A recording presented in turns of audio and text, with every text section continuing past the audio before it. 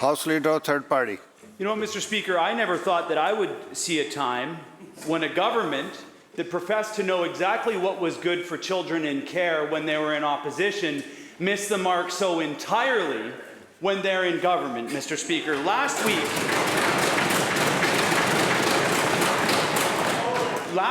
the official opposition raised serious concerns about the Ministry of Children and Family Development, specifically the number of children in care experiencing critical injuries and deaths.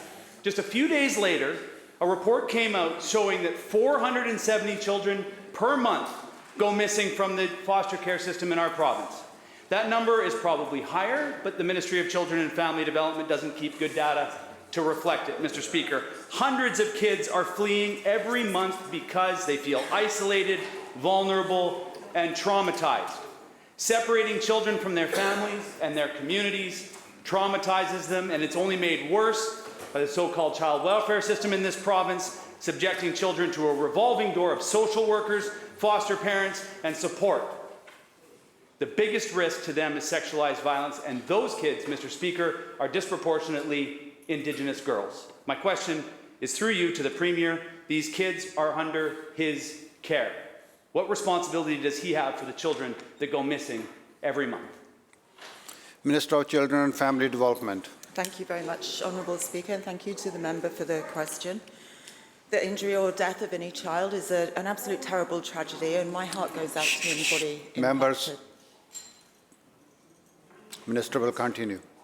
Nothing is more important than the safety and the well-being of the children and youth who are in our care. When a child or a youth in care does go missing, we want them to receive the same response that a caring parent would give.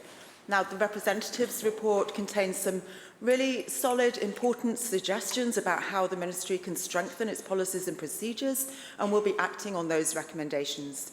At the same time, work is already underway within the Ministry to ensure that placements meet the needs of children and youth who come into care and increase that sense of belonging and cultural connection, and making sure that children and youth stay connected to their family, to their community and to their culture. And Mr. Speaker, our goal is to support children and youth to remain safely with their families and prevent them from entering the foster care system in the first place where possible. Member for Saanich Northern Highland, supplemental. Yeah, Mr. Speaker, I would like to be able to take this government at their word, but the reality is when they're talking about fulfilling the recommendations from the RCY reports, they think that 10%, 15% is something to take a victory lap about, Mr. Speaker, but that is not. That's leaving 85% of the recommendations unfulfilled. Quote, report after report has documented the BC Liberals' decisions to abandon our most vulnerable children. The representative has shown us that. And after each report, the Premier does two things. She blames somebody else, and then she promises to do better, but it doesn't get better. End quote. You know who said that, Mr. Speaker? That was the former member of Mount Pleasant, Melanie Mark, speaking of the former Premier Christy Clark's government in 2017. The BC NDP government uses essentially the same rhetoric. We're making progress, but there's more work to do. Fewest Indigenous kids in care.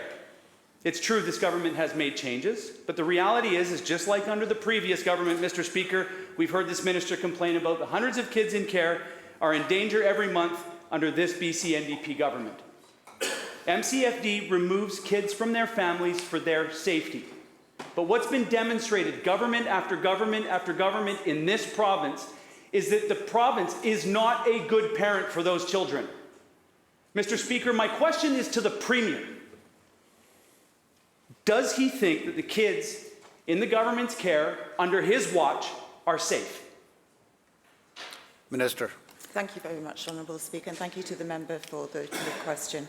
We're absolutely committed to make sure that all children and youth in our care are safe and happy and healthy, and we will make sure that they stay connected to family, to community and to culture, because we know that that leads to the best outcomes for them as well. Work is underway, Honourable Speaker, in response to all of the recommendations that the representative for children and youth has made. And we're also transforming the child welfare system, Honourable Speaker. We've taken action for youth transitioning from care.